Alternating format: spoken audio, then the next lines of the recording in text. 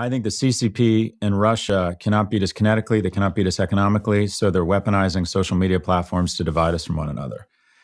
And I think they're doing a really good job. And Americans are easier to fool than convinced we've been fooled. And I think there are bad actors, foreign actors, who weaponize these platforms to, quite frankly, start getting us to hate each other. The easiest way to defeat Native Americans was to get them warring with each other and have them kill 30% of each other and then come in for a cleanup operation. And I think that's happening in the U.S. right now. If you go on TikTok, there's 52 pro-Hamas videos for every one pro-Israel video. And I'm not suggesting the CCP or the GRU are anti-Semitic. I'm suggesting they see an opportunity to polarize people internally in the U.S. and get us hating each other. No one can defeat us right now. We are undefeatable from a military or an economic standpoint right now. The way to defeat us and deposition us strategically, internationally, is to get us hating each other. And I think they're doing a good job of it. That's the most convincing argument I've actually ever heard for why China played a role in TikTok and why also they don't care about owning it, is because they set up an algorithm which is so unbelievably brutal. We always, I come from a social media background where we worked in social media for 10, 15 years now. And the one defining thing about the TikTok algorithm is if you post something, regardless of how many followers you have, it'll either get 1,000 views or 7 million. It's the only algorithm with such extreme variance. And what that tells you is that the algorithm is basically saying, okay, take that and show it to everybody. And actually, that's not good to show it to nobody. Yeah. And because it's doing that, you can imagine the amount of sort of division where polarizing content on this side is going to everyone. Nuance goes to no one. Nuance, like unemotional nuance takes, goes to no one. And then polarizing content on the left or the right also goes to everyone. So if I was actually thinking about it, if I was brainstorming in China and I wanted to tear the West apart, what I would do is I would introduce an app that has an extreme algorithm either way. And I wouldn't care about owning it.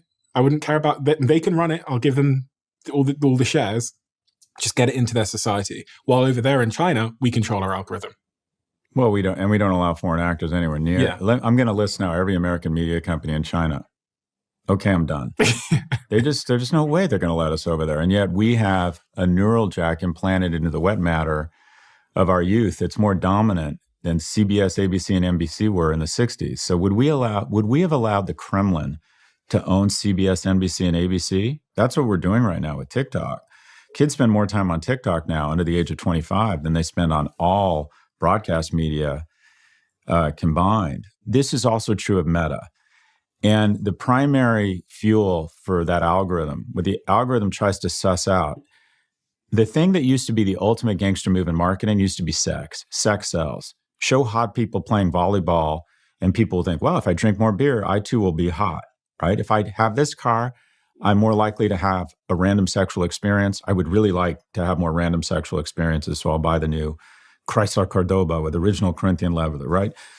It used to be sex sells. Basically, Meta figured out there's something better than sex, rage.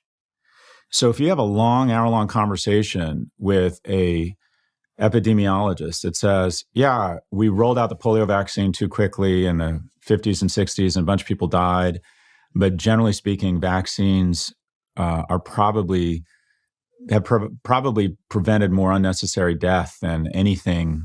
A long, thoughtful conversation that's data-driven, the algorithms hate that shit.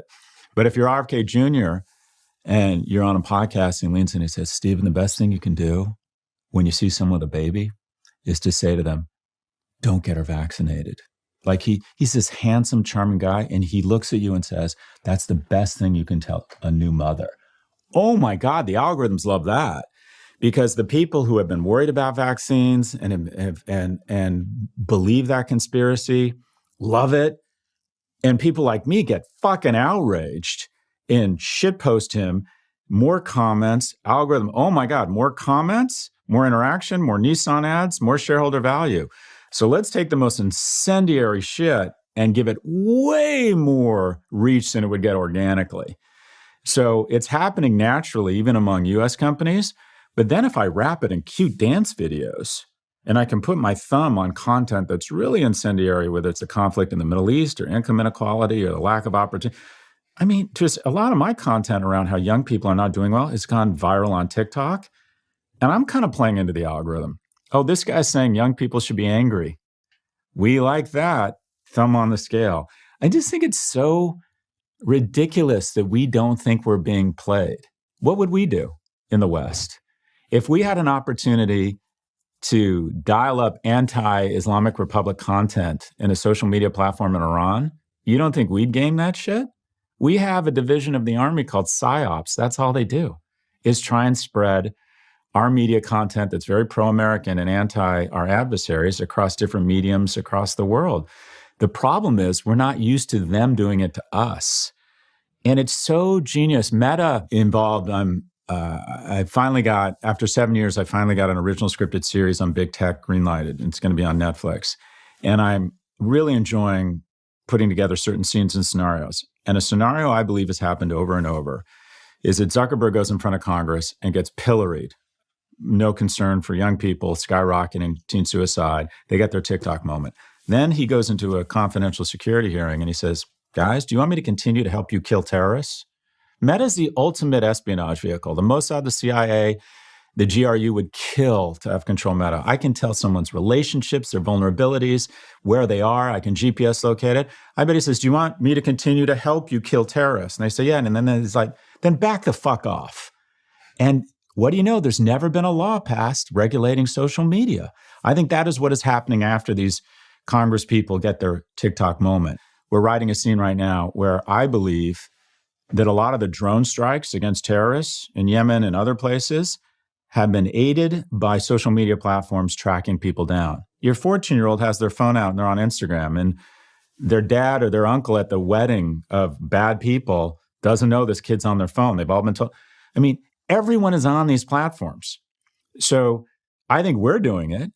And the CCP would be stupid not to be dialing up content that makes us angry at each other, such that we're not focused on whether China invades Taiwan or not. They'd be stupid not to be doing this.